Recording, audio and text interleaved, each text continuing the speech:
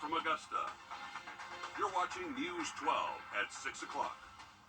Expect those sub-freezing lows to make a comeback overnight. We're on your side breaking down the impacts in just a moment. And we share a mother's message to other parents tonight after the sudden loss of her middle school student, Monty Rouse. He was a healthy child. And I never expected anything like this to happen. We'll have these stories and more in just a moment, but first let's get into this weekend forecast. And Riley, we're talking about dangerous lows along with some wind. That's never a good combination.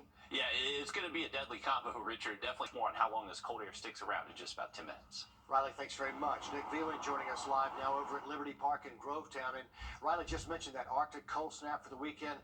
Give us an idea, Nick, how people are prepping for this cold weekend ahead. Yeah, Richard, well, they're stocked and ready to go here at Liberty Park with coffee, hot chocolate, and blankets ready to give out to anyone who needs it over this cold weekend. They've expanded their hours from 7 a.m. to 9 p.m. as this entire area is ready for the temperatures to drop and people need to warm up. Warming centers' doors are open and quiet for now. But stovetops are making noise as warming shelters and other orgs prep for the low temps this weekend. We're definitely embracing ourselves for this weekend. We're just going to bundle up extra hard and have our hot burritos ready to give away. Patty Galvin and the crew at El Rey start prepping today to make sure that they have enough supplies to make 250 to 300 burritos to hand out to those experiencing homelessness on Sunday morning. We grew up knowing what it is to struggle, and our parents always, pushed us to do that. Like, if you ever have the means to do it, by all means do it. El Rey started by giving out 80 burritos. Over time, the needs expanded. Definitely been eye-opening to see the amount of homelessness we experience here in the area. We see a lot of kids, which is the most heartbreaking. So I think if anybody can come out and help, definitely do so, because there's a big need for it. From downtown to Grovetown, there are those who need to warm up no matter their situation. Or no matter how big or small that population is, that we have resources for them that we can provide them to stay safe, to stay healthy, and to get out of the elements when they need to. And again, the hours here are 7 a.m. to 9 p.m. The Salvation Army in Aiken will also serve as a warming center once the temperature drops below 37 degrees for more than 2 hours. And for other locations and hours, we'll have more information on our website. Good to see so many people pitching in there. Nick Veland in Grovetown, thanks for the update. In some cases, these cold temps are low enough to freeze the pipes in your home. Our Hallie Turner talked to an expert who's out there helping homeowners as we speak.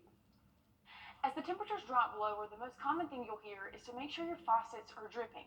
But plumbers say this weekend it's time to ditch the drip and embrace the stream. With the stuff coming our way tonight and tomorrow night over the weekend, it's fixing to get pretty bad. I would definitely take all precautions. Precautions like running more than just cold water. Most of the busted pipes that we see are on the hot line. Most people don't realize that the hot water, when it's in the pipe and it just sits there, it turns cold. If you don't have the option to run both, plumber Matt Lever says, some of these newer faucets, you can't do hot and cold. You just kind of set it in the center and let it drip. It's not just a drip. It's more of almost a steady stream. He says another good practice to prepare is running all lines in your home, even the toilet. Like if it gets really cold at night, to go throughout your house in the morning and run every fixture you have, washing machine included. And cover every pipe you have that is exposed. Lines that are exposed, they make a insulation like this that you can get it at Home Depot or Lowe's. It's very easy to use.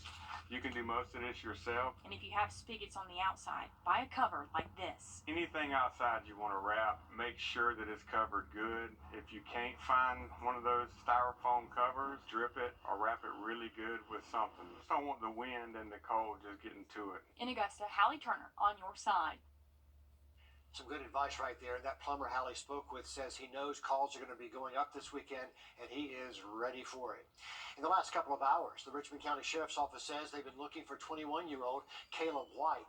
Investigators say they want to question him about the disappearance of Demond Parrish. White is not considered a suspect in this case at this time. He does have an active felony warrant on file with the agency. Deputies say he's known to be in the areas of Augusta Avenue and East Telfair. He also goes by the name Honcho. Damon Parrish went missing January the 10th. The 31-year-old is a brother, a father, a hairstylist, and since his disappearance, family and friends have been searching in the areas near his last known location. Anyone with information concerning Parrish should call law enforcement, and you can remain anonymous. It's been a little more than 2 months now since a local student, Monty Roush Jr., passed away, and on November 1st, the Columbia Middle School student collapsed during a basketball game. His mother later learned Monty died from cardiac arrest. The CDC says 2,000 seemingly healthy people under the age of 25 in the U.S. die each year of sudden cardiac arrest. Sidney Hood sits down with his mother, who wants to share his story. He lived a short life, but he lived a full life because he made a major impact on so many people. Monty Rouse made the biggest impact on those closest to him. He loved his sisters very much. He loved his sisters. Monty loved everything in life, family, friends, and especially sports. He played sports all his life. And this was his first time playing sports at the middle school. He was so excited to make the basketball team. Wearing number 33, Monty played in his first middle school basketball game on November 1st. Well, he played first quarter. Then he went to go sit down. First quarter, I think, lasted about 6 minutes. Then minutes later, everything changed. Looked over, saw him laying down on the bleachers. So when the ambulance arrived, they checked him. At that point, that's when they knew that he had went into cardiac arrest and he was not breathing. Monty never made it back on the court. We thought we were gonna wake up. We were gonna send him to rehab and bring him home. Monty died 2 weeks before Christmas. Monty was a healthy child. He had no issues, so this can happen to anyone.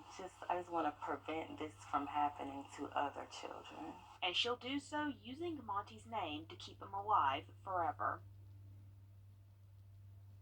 Sidney Hood reporting there for us. Now, right now, Georgia law only mandates that high schools with interscholastic athletic programs have to have at least one functional AED on site at all times.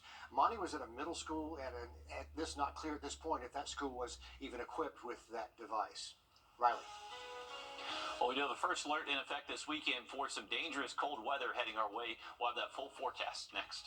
And are you ready to take a cold dip for a really good cause? We'll tell you how you can join a polar plunge next on News 12 at 6 o'clock. Time and temp. Rockets. I'll take the fight to them and make sure you get everything you deserve.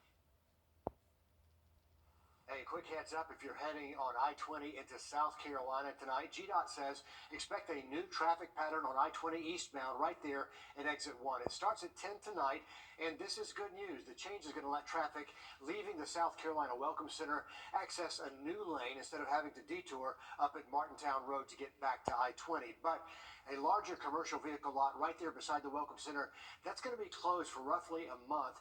Right now, it's full of construction equipment, but some changes there along I-20 near exit 1 in South Carolina, Riley. And getting closer to look at this. We'll see highs in the 40s this weekend and then see highs back into the 70s by next Thursday.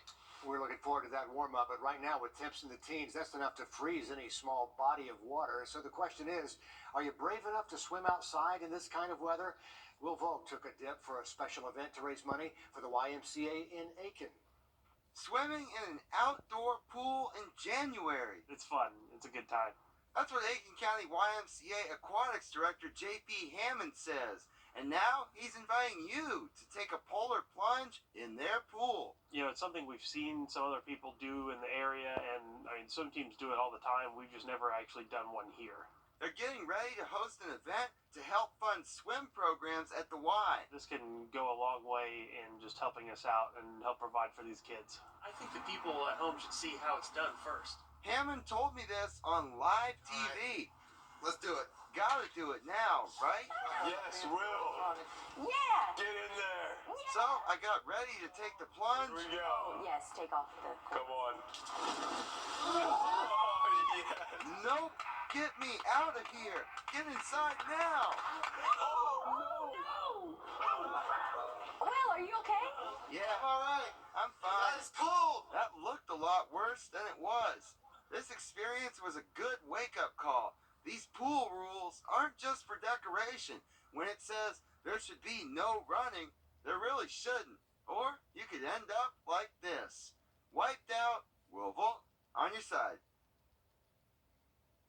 We never know what Will's going to do. By the way, we saw him this afternoon in the newsroom. He's okay. Don't worry about Will. But if you're interested, the polar plunge happens tomorrow morning at 8:30 at the Aiken County YMCA. It'll cost you $15 to do it. They're raising money for a good cause, and we hope to have a camera out there and see the polar plunge there in Aiken. Midland Valley star running back Trayvon Dunbar taking his talents to the next level. It's college time. We're going to hear from Mr. 3000 next in sports after signing on the dotted line to play for West Virginia. On your sideline, sports brought to you by the Hawk Law Group. Some football players give opposing teams and coaches nightmares because they're nearly impossible to game plan for. Midland Valley star running back Trayvon Dunbar is certainly one of those players, and today he made his dream of playing in college a reality by signing the dotted line to play for West Virginia University. Here's News 12's Alyssa Lyons. There are defining moments in football.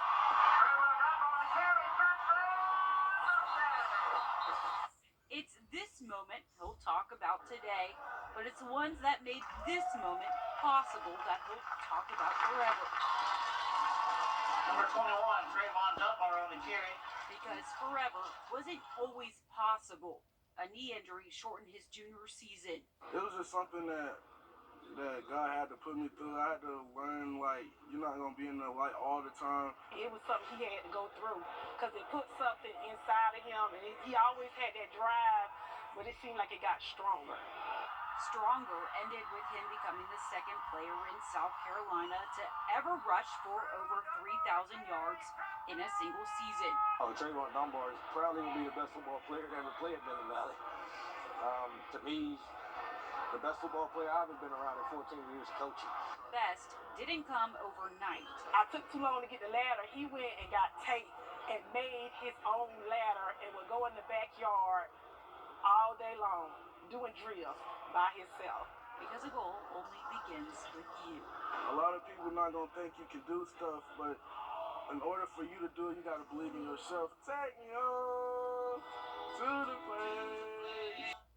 Well, thank you, Alyssa, for helping us find out that there is absolutely nothing that Trayvon Dunbar can't do. Dunbar ran for over 300 yards and scored 8 touchdowns in his final game with the Mustangs. He is truly one of one, and I can't wait to see him ball out at West Virginia.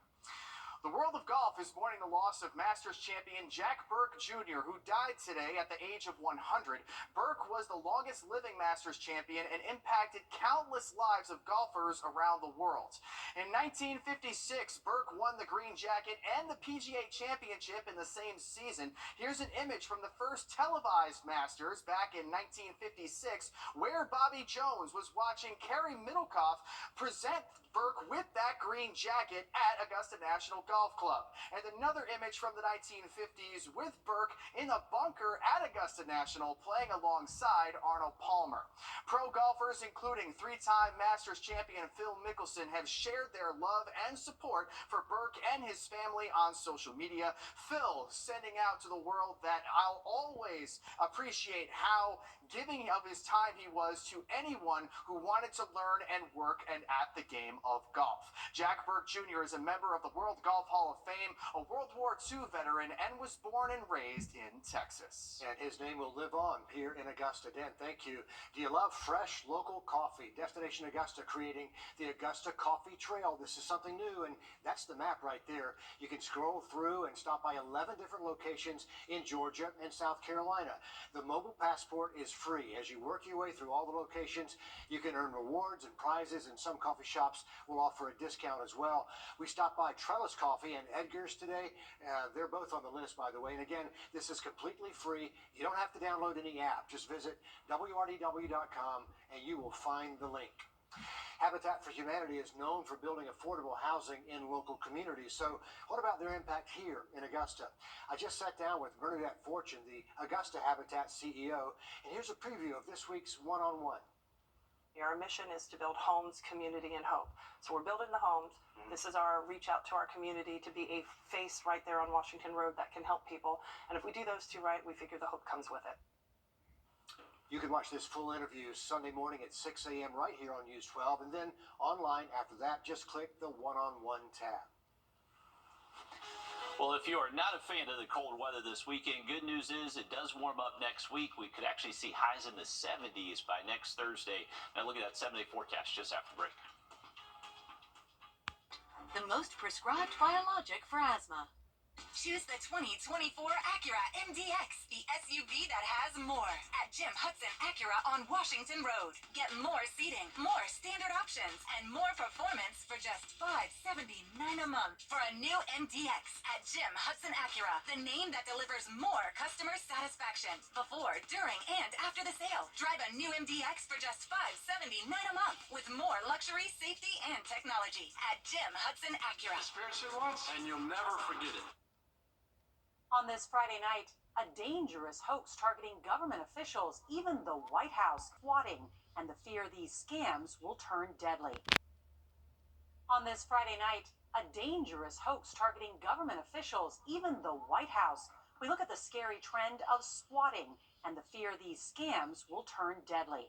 Those headlines and more tonight on the CBS Evening News. Well, if you are heading out for your Friday night, bundle up. It is going to be very cold this evening. By tomorrow morning, we're expecting our actual temps to be at least into the mid-20s. It's likely going to feel much colder, though, with a good steady wind heading into tonight. Throughout the day Saturday, high temps will only top out near 40 degrees. And then Sunday morning, it's going to be even colder. Right now, we're looking at Sunday low temperatures to be below 20 degrees, and that's when we do have to worry about some pipe concerns.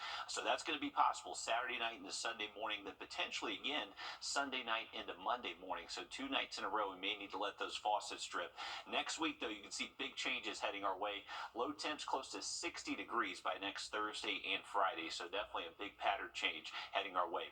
Big dip in our jet stream just bringing us these cool temps all the way through the weekend. That does start to move east heading into next week. Seeing highs back into the 50s Monday and then closer to the 60s Tuesday. And then we are seeing those highs near 70 degrees as we close out next week. Now, with the warmer weather next week, it's also bringing back the chance maybe for some thunderstorms. So we are going to enjoy dry, cold conditions through the weekend. Next week, warmer and wetter. Our next live update comes at 7 o'clock over on 26 News. We're back here tonight at 11 o'clock. Hope to see you then.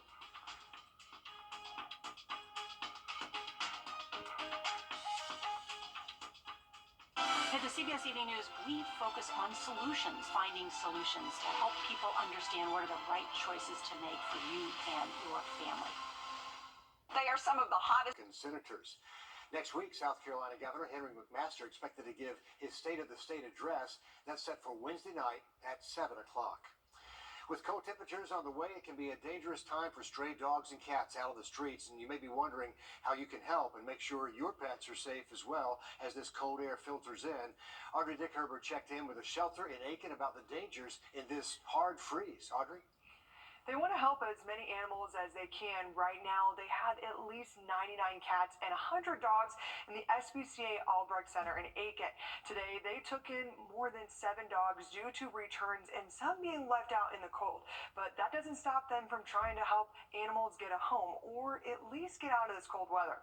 We see a jump in our intakes just because a lot of people don't want to see the animals out in the cold all night. But with temperatures dropping into the teens, leaving a pet outside could be deadly. A lot of humans can experience like frostbite, or if you go outside and it's really cold and then you come right inside and warm up, it could cause like numbness and all the different medical things in your feet and stuff like that. Animals experience a lot of the same thing. They recommend calling a local shelter if you see an animal that needs help. We get a lot of calls about dogs out, stray dogs that are usually the neighborhood dogs, but it's too cold for them to be outside, or even cats. And there are laws about leaving animals outside in the cold. They have to have a certain width that they can go back and forth, not just be tethered to a pole or a stagnant object. They also can't be outside under, I believe, around 30 or 40 degrees. And it's getting to be that way these days. They have been overcrowded here for at least a year, but that doesn't stop them from helping as many animals as they can in this harsh winter weather. If you see kittens that are, in a box, or you see mama who's taking care of her kittens, try to, get them some help, and even puppies, bring them in. For strays, we're always available.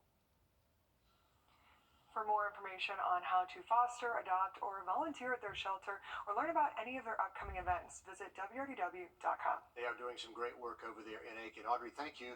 Plumbers offering up some advice tonight, too. They say this